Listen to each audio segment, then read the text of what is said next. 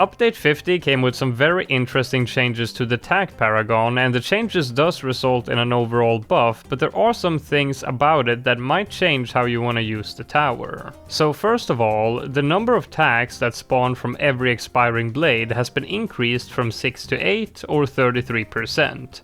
Secondly, the lifespan of the blades has been reduced by 16.7%. This means that the blades will expire and spawn the tacks closer to the Tack Paragon itself. This leads to less range but more damage up close, so this can be viewed in both a positive and a negative light. But overall this is considered to be a good thing, since with the Tack Paragon you kind of want to have your damage to be very concentrated and not miss out on any tacks hitting the target. Next, the lifespan of the tacks themselves has also been reduced, this one by 25%. This is just straight up a nerf, you can't really see it any other way. The reduced lifespan of the blades can be seen as a buff, but reducing the tack lifespan just means less range essentially. Finally, the Eruption ability, commonly just called the Maelstrom ability, now has an even bigger bonus lifespan.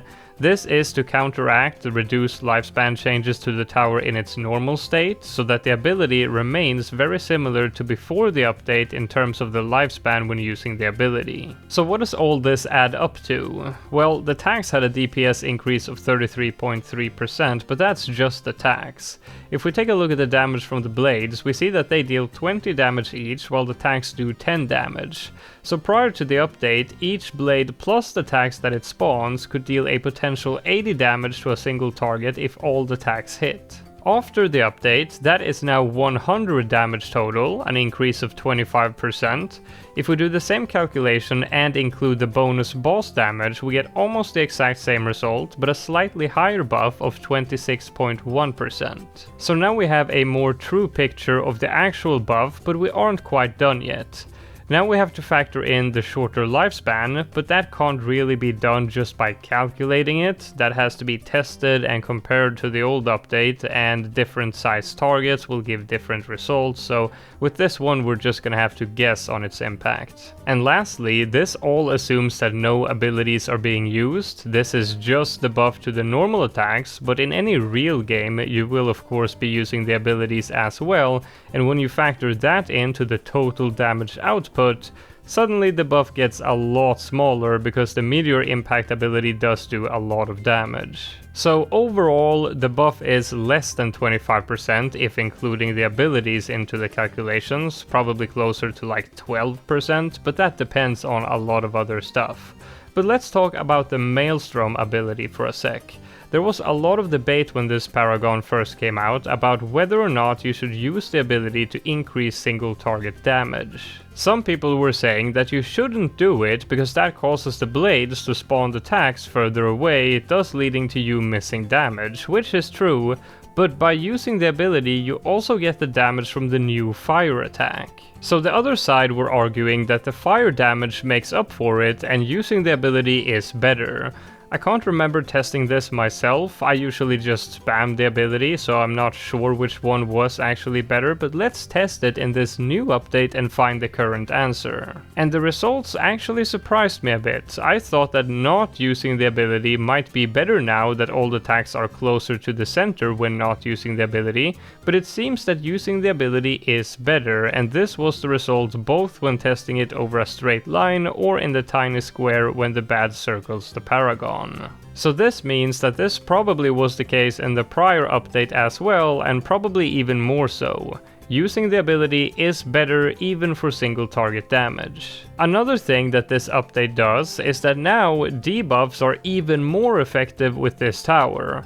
This was already the best Paragon to pair with debuffs due to the large amount of attacks with relatively low damage compared to other Paragons. And now it's even better. This update didn't change any damage stats, it just increased the number of projectiles, which means more bonus damage overall when paired with a debuff tower. But that's not to say that this is a good tower to pair with debuffs.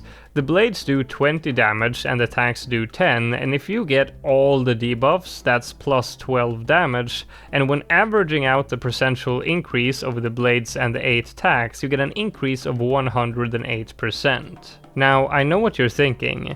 That sounds amazing for a Paragon. But in reality, a higher percentage of the blades will be hitting the target compared to the tacks, so a more realistic number, according to some testing, seems to be 65 to 70% depending on the positioning of the tower. Now, that is far away from the benefits that you would see with some regular towers, but still very good for a Paragon.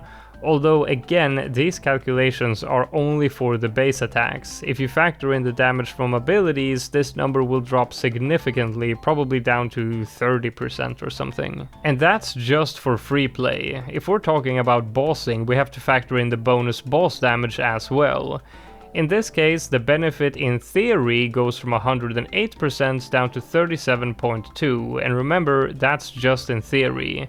In reality, more blades than tacks will hit the target, so if we go by previous tests, this result would shrink down to 24.1%. Although, bosses do have larger hitboxes than bads, so the shrinkage might be a bit less, so this is kind of worst case scenario. And that's still assuming no abilities are used. Take that into account and we're probably down to like 12%, and this assumes a normal boss. If we play versus an elite boss, all damage output from the Paragon is doubled, meaning our debuffs will help even less.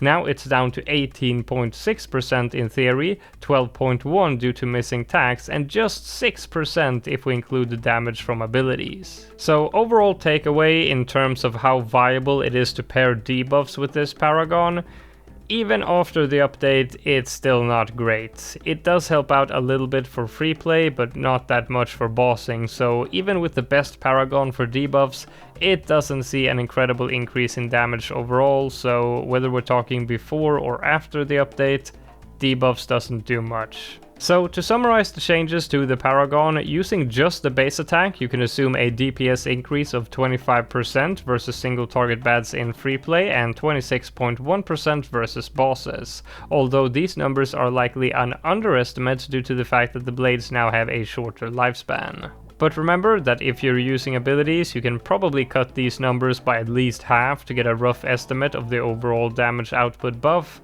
And finally, in terms of debuffs, even this Paragon is still not very good to pair with debuffs. But all of this really depends on a lot of other stuff too, like positioning, the degree of the Paragon, which affects cooldown time and damage. Do you have a sub-Paragon to lower cooldowns, or do you have an NG Paragon or Boomer Paragon to buff the attack speed for the normal attacks? A lot of these numbers depends on a lot of other shit, so there isn't any simple numbers I can give you. Like, if the Sniper Monkey got twice the damage, the number is 100%.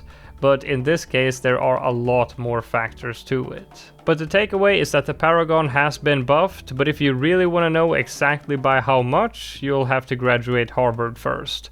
Leave a like if you enjoyed the video, and remember to spend all your parents' money using my creator code, and I'll see you in the next one.